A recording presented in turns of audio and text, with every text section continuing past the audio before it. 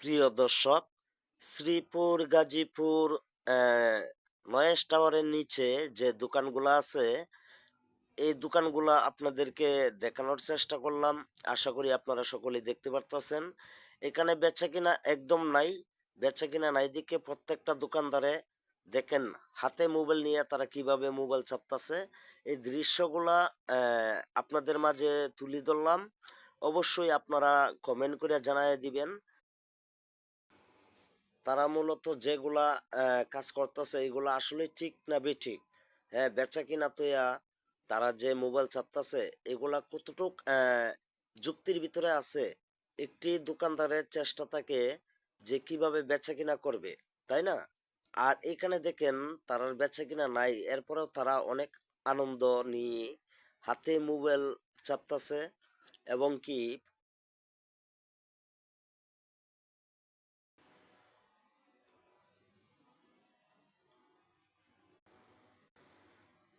আনন্দ সহকারে তারা মোবাইল চাপতাছে।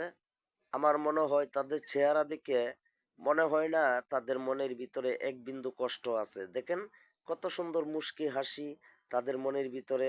বেচা কিনা নাই, এরপরেও কি সুন্দর মোবাইল চাপতাছে। অসাধারণ হাসিগুলো না, আমার লাইফে আমি কখনো দেখি নাই যে বেচা কিনা তুইয়া মোবাইল চাপতে, অথবা বেচা কিনা নাই দিকে এইভাবে মোবাইল চাপতে আমি কখনো দেখি নাই, আমার লাইফে দেখি নাই। দেখেন প্রত্যেকটা লোকই কত খুশি, তাই না?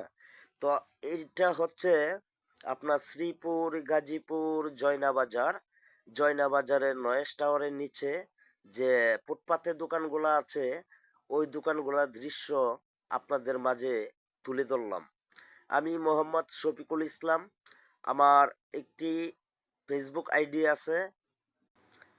আপনারা যারা ফেসবুক আইডিতে যুক্ত হন নাই, আপনারা দূরত্ব যুক্ত হয়ে যান। মোহাম্মদ শফিকুল ইসলাম লিখে সার্চ দিবেন, অবশ্যই ফেসবুক আইডি আপনাদের মাঝে চলে যাবে।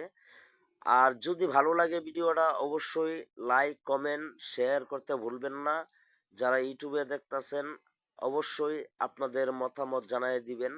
আহ, সকলকে ফুল ভিডিওটা দেখার জন্য অনুরোধ করলাম।